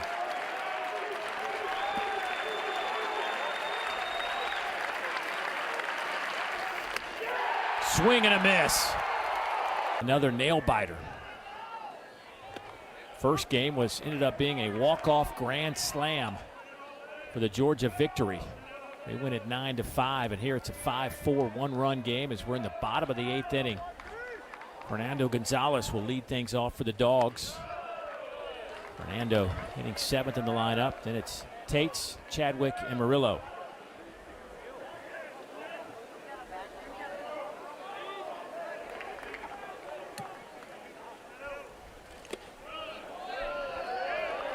Two and one to count.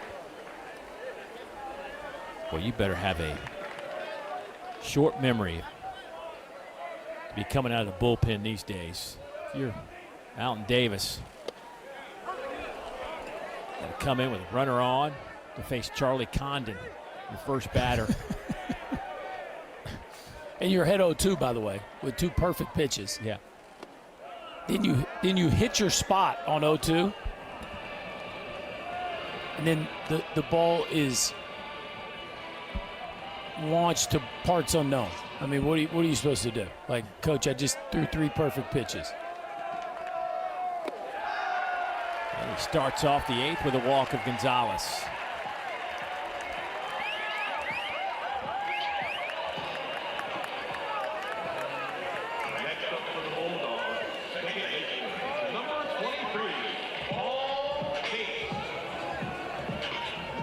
So here's Paul Tates. He's looking for his first hit today. Gets the start at second base this afternoon in game 2. Fly out, We need to strike ask- out, ground out. Dave, we need to ask one of these pitching coaches to wear like a heart rate monitor when they play Georgia. And just see what changes when Condon comes up. That would be awesome. Like, hey, Coach, don't take this the wrong way, but would you be okay with us? Oh, you want me to wear a mic? Sure. No, a heart rate monitor.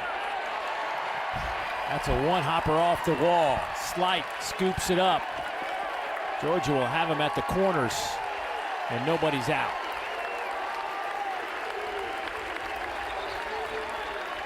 That's a nice piece of hitting right there.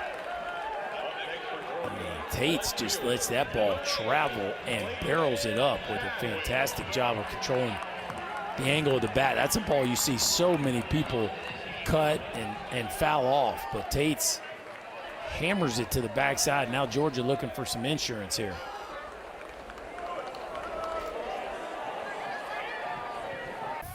Making his 6th appearance, and he'll step to the mound with runners at first and third and nobody out.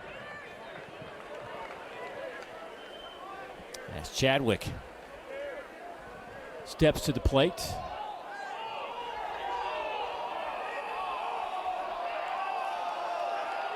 What we got here? Not sure what's going on. Home plate umpire Ryan Broussard kind of stops play for just a second. Wes Johnson, hat off in the background.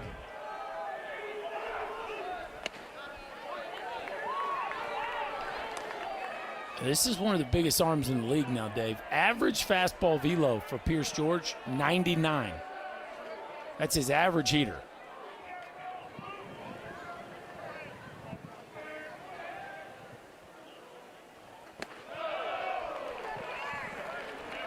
That was down in the zone.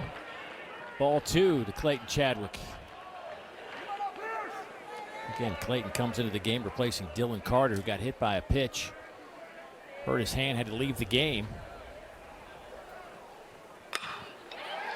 97 back up the middle. They'll get the run home, but the 2 outs for Alabama, and Georgia's lead is now 6-4. And that could be a huge run against this Alabama offense. You'd love the punch out right there. You'd probably settle for the 2-for-1, but LeBron does a nice job there with some fancy footwork around the bag as he makes that play look effortless, crossing the bag and making the 6-3 double play. But Georgia getting one more, especially on a day where the ball is traveling, feels huge. Across the diamond and by McCants, who's got his 22-game hit streak on the line. Smith starts off. Snell with a strike.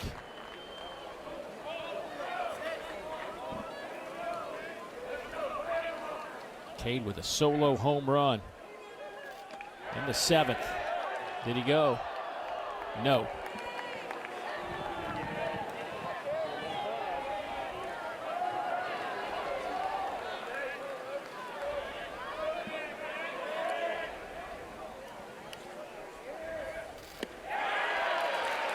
Drops one in there. It's 1-2.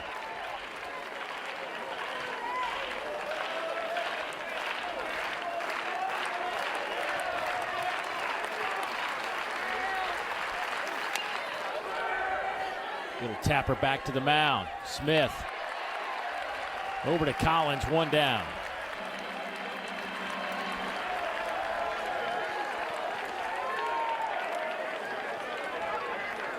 Matt Cassetti coming. See if they don't go to a different bat. It looks like they are.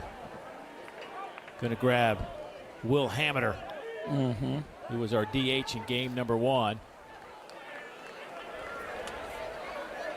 Will hitting just 150 on the year. 3 hits and 20 at-bats. Does have a double, no home runs. And he looks at ball 1.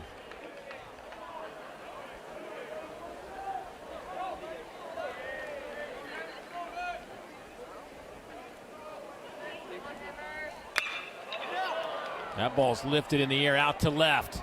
Chadwick to the wall, can't make the catch. Bounces off the wall. It'll be scooped up there by Condon. And Hamiter will wind up at third base. So how important was that run in the 8th for Georgia at this point? I mean, at this stage of the game, you're always wanting every extra run. But man, a guy hits a triple with 1 out. You're going, goodness, I'm glad we tacked on one more. Chadwick was inches from making that play. I mean, he did everything but catch it. Condon has to come over from center field to get it back in. And really, if you're Colton Smith, you can pitch here with the freedom of acting like that runner doesn't exist.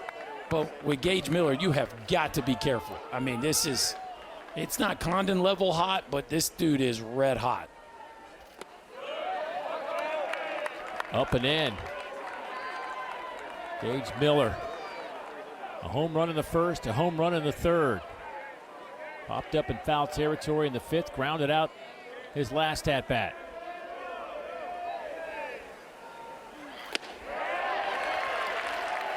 He looks at a strike.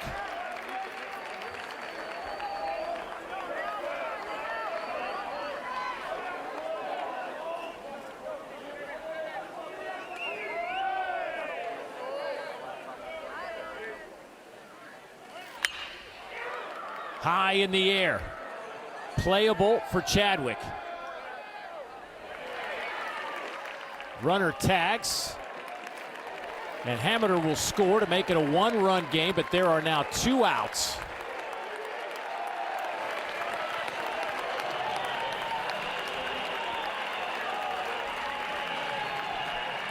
And in some weird way, even though you could act like that guy at third didn't exist, it's probably a nice relief for Colton Smith to have he'd almost trade the out for the run right there, I think, just to get him off the bases. And now, man, the crowd rising to their feet. Georgia gets swept last weekend at Kentucky, and now a chance to get back to 2-3 in the league here with a doubleheader sweep with one more out. TJ McCants looking for his first hit today. That one sails up and away at 93 miles an hour. 0 for 4 at this point. He's had a hit in every game.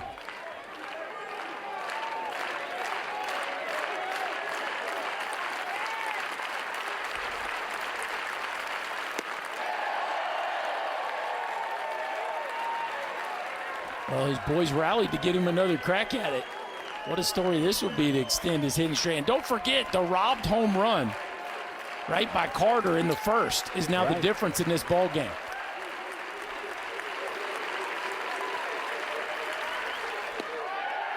At the knees, it's 1-2.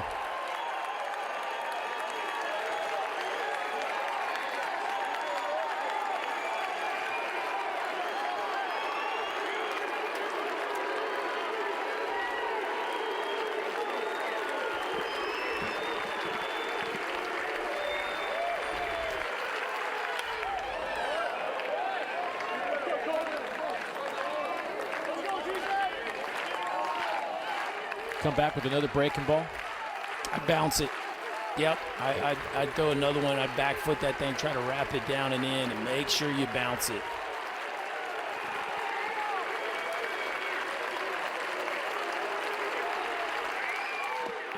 There it is, back foot. Gets the strikeout. Smith gets the save, and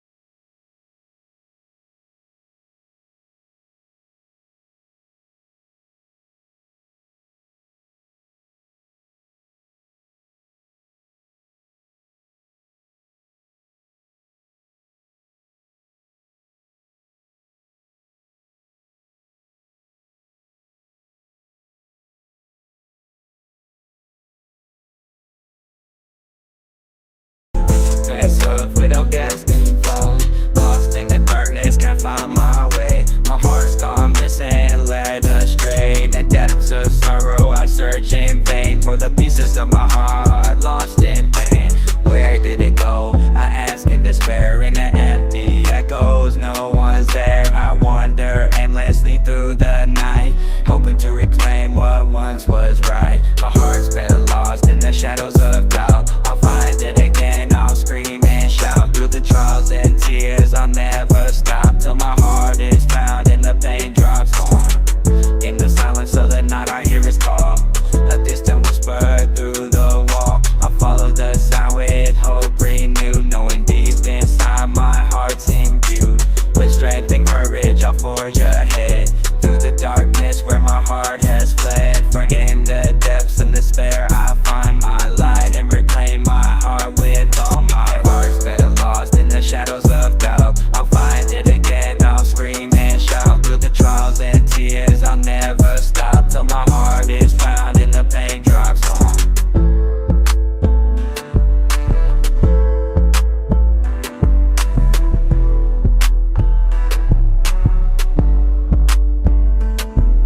With every step I take, I draw near to the beating of my heart loud and clear. For though it was lost, it's never too late to find my heart again and seal my fate. In the journey of life we may stray, but